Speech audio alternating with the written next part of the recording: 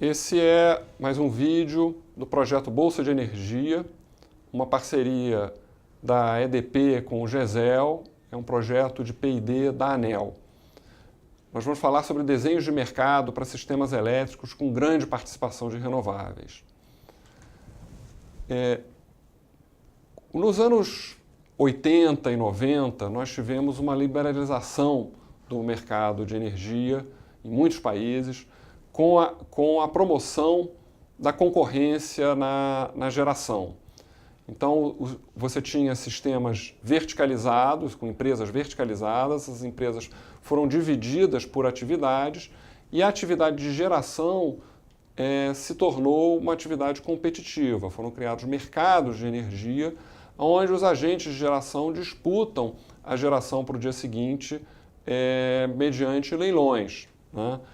Então, o desenho geral desses mercados liberalizados a partir dos anos 80, não é o caso brasileiro, mas é o caso geral a partir dos anos 80 e 90, são mercados onde a energia no curto prazo, a geração no curto prazo, ela é decidida por um mercado onde agentes de oferta e de demanda fazem ofertas de preços e quantidades sobre para decidir qual vai ser a geração do dia seguinte, qual vai ser o preço do dia seguinte, quais vão ser os geradores que vão efetivamente gerar no dia seguinte, a que horas e quanto. Esse modelo ele é considerado, ele foi criado para sistemas onde você tem uma predominância de geração térmica, ou pelo menos uma participação de geração térmica muito importante. Porém, em sistemas onde você tem a forte presença de geradores com estrutura de custos baseadas em custos fixos, como é o caso do Brasil, né? O Brasil tem um sistema desse tipo, mas como é o caso de todos os sistemas que ao longo dos últimos anos vêm acrescentando uma quantidade de fontes renováveis muito grande. Eólica, solar, são tipos de geração aonde os custos variáveis são ínfimos, são basicamente geração baseada em custo fixo. Esses casos, esses mercados onde você tem muita geração com essa estrutura de custos, o desenho de mercado que surgiu das reformas liberalizantes dos anos 80 e 90, ele pode não se mostrar funcional, como a gente vai ver a seguida. Então, qual é a base microeconômica que teve por trás da criação dos mercados competitivos de energia a partir dos anos 80 ao redor do mundo? Num mercado competitivo, onde se verifiquem as características da concorrência perfeita, não há poder de mercado, perfeita informação, etc., o mercado sozinho ele funciona adequadamente, o preço é determinado em mercado e esse preço ele dá sinais econômicos tanto para os agentes produzirem, como para eles investirem, quanto para os consumidores consumirem de forma ótima. É um mercado que funciona sozinho. E funciona sozinho, basicamente, pelos agentes de produção, olhando o preço de mercado do momento e vendo quanto eles devem produzir de acordo com a sua estrutura de custos naquele momento. Então, por exemplo, se o preço de mercado é 10, eu que sou um agente de produção pequeno ali no mercado, eu vejo quanto eu devo produzir a esse preço. E a produção ela é dada no ponto onde o custo marginal de produção iguala ao preço. Por que isso gera uma eficiência? Porque, digamos, se o preço cai, uma série de agentes, olhando os seus custos de produção, vai dizer, não, a esse preço eu vou produzir menos. Produzindo menos uma série de agentes, a oferta vai cair e o preço vai se adequar. Então é um mercado que funciona sozinho, sem nenhuma coordenação. A própria interação de oferta e de demanda, expansão de produção, investimento e desinvestimento, orientado pelo preço de mercado, gera uma solução ótima. Pois bem, alguns mercados, alguns setores da economia, você tem um fenômeno que não está previsto na concorrência perfeita, que não faz parte do desenho aonde a concorrência perfeita funciona adequadamente, que é agentes que tenham estruturas de custos baseadas em custos fixos. Isso quer dizer que eles têm custos marginais muito baixos ou mesmo nulos, em alguns casos. O que acontece em mercados desse tipo? Acontece a mesma coisa que o mercado competitivo, o preço vai igualar o custo marginal. Só que o custo marginal sendo zero, o preço vai ser zero.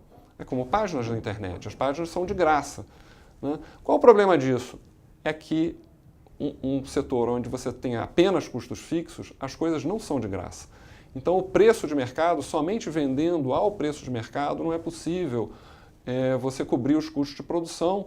Se não tiver um desenho alternativo ao mercado competitivo para dar receita para os produtores, esse sistema não vai ser, esse setor não vai ser sustentável economicamente.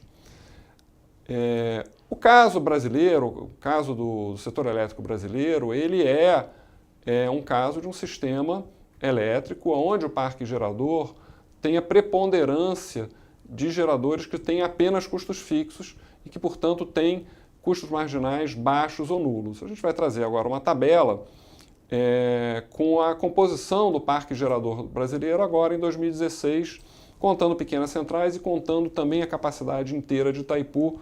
Uma parte dela é importação, mas aqui ela está inteira. Então, o que nós temos? Um sistema com 160 GB de capacidade instalada. Né? Esse sistema tem hoje em dia um consumo da ordem de 70 megawatts médios, com uma ponta da ordem de 90 megawatts médios. Somente as hidrelétricas, se eu tiver uma hidrologia boa, elas conseguem abastecer o sistema inteiro. Eu tenho mais de 100 GB de capacidade por uma ponta de 90. E além disso, e as hidrelétricas elas só têm custos fixos. Além disso, eu tenho eólicas, biomassa, nuclear e solar. Todas essas são tecnologias com custos variáveis muito baixos ou nulos.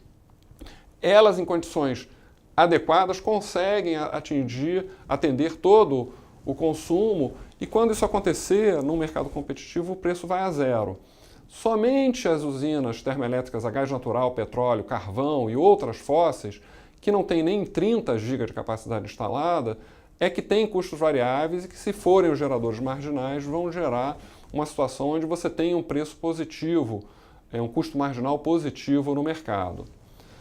Pois bem,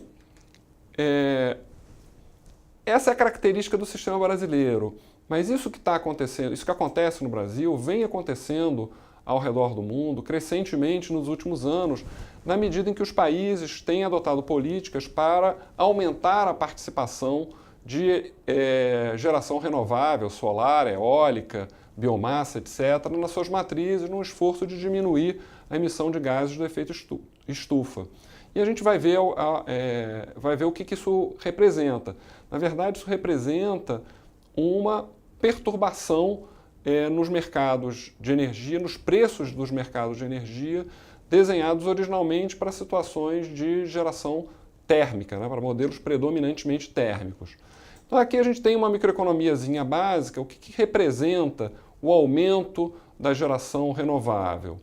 Digamos que eu tivesse uma curva de oferta dada pela linha verde, que é a oferta sem renováveis, e por alguma razão, por exemplo, um dia que venta muito, ou mesmo eu coloco muitas eólicas na matriz, o que eu faço? Eu desloco a curva de oferta para a direita e, dada a demanda, o preço baixa. Ora, se o preço baixa por algumas horas, não há problema, é uma pequena perturbação de preços. Mas o fato é que a oferta das renováveis ela não responde a preço. No caso das eólicas, que é o exemplo que eu estou dando, ela responde ao vento.